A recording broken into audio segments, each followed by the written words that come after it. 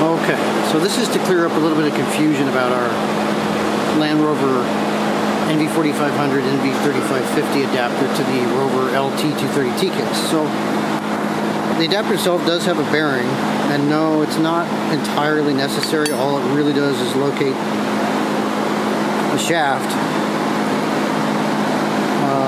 It keeps the shaft captive just so it doesn't wear on the splines. But the issue that's come up is about a seal. No, the adapter plate doesn't have a seal, and the reason is the shaft itself has a seal surface machined in, and that's for the seal that's on the Land Rover side.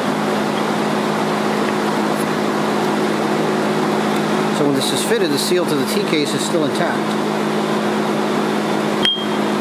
On the NV3550 and AX15s, the transmission has its own seal, so it doesn't require one. And the same with the NV4500, so that seal seals up around the input shaft.